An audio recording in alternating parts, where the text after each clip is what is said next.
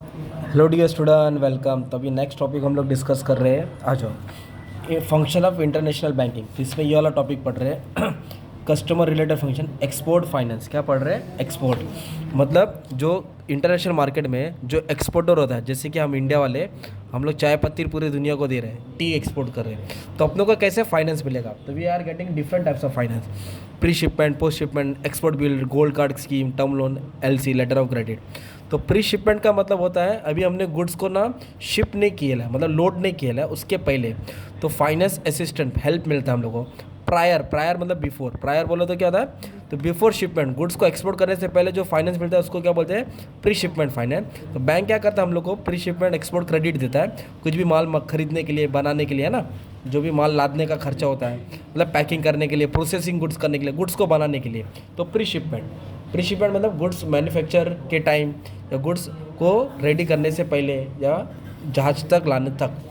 फिर उसके बाद हम लोग को ज़रूरत पड़ता है पोस्ट शिपमेंट। क्या हो जाता है? क्योंकि गुड्स को एक्सपोर्ट करने के लिए शिप लगता है, बिल ऑफ लेडिंग लगता है, तो शिप से कॉन्ट्रैक्ट बनाना पड़ता है, तो जो फाइनेंस लगता है पोस्ट शिपमेंट, तो ये भी हम लोग को अवेलेबल हो जाता है। कौन करा के देता है? ये हमारा एक्सपोर्टर, इंपोर्टर, इंटरनेशनल मार्केट। तो finance assistant available after shipment of good is term as post shipment. Post shipment means offer to an exporter to finance export sales receivable after the date of shipment of goods. मतलब क्या होता है कि जो माल उसने भेजा है उसका पैसा आना या उसको एडवांस में मिलना, या कब पैसा आएगा, ऑथोराइज डीलर के पास पहुंचाना, तो ये सब का लेन देन होता है। फिर एक होता है एक्सपोर्ट बिल। क्या होता है एक्सपोर्ट बिल? का मतलब क्या होता है? जैसे कि एक्सपोर्टर क्या, ये 10 लाख का बिल है, उसके पास 10 लाख का बिल है, इंपोर्टर क्या बोला कि 3 महीने के बाद दूंगा। कितने महीने के बाद दूंगा? तो एक्सपोर्टर के बाद 3 महीने के बाद पैसा आएगा। तो एक्सपोर्टर क्या करेगा? बैंक से डिस्काउंट कराएगा, तो बैंक को देगा, बैंक उसको चेक करेगा, सब बराबर है, हाँ ठीक है, 3 महीने का पैसा आएगा, तो फिर बैंक एक्सपोर्टर को एडवांस देगा। क्या देगा? एडवांस। 9.5 लाख दे दिया तो 50,000 डिस्काउंट काटा रहेगा, तो इसको पैसा मिलेगा ना एडवांस में।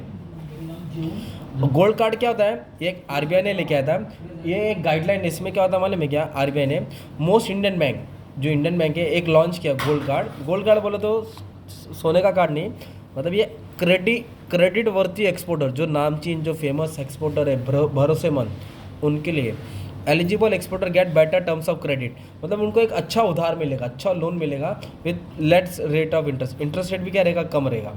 1 2 3 साल तक वो लोन बाद में दे सकते हैं। तो गोल्ड कार्ड सिर्फ किसके लिए? कुछ एक्सपोर्टर के लिए, गिने चुने, नामचीन।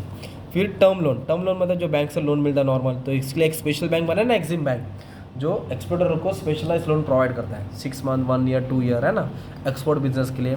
और एक होता है लेटर ऑफ क्रेडिट। क्या होता है?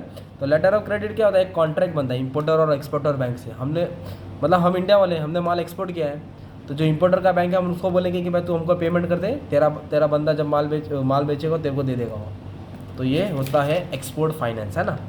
इंपोर्ट भी फाइनेंस है, थोड़ा बहुत सेम घुमा के डाल देना, ठीक है, टेंशन नहीं लेना। Thank you very much and all the best for exam.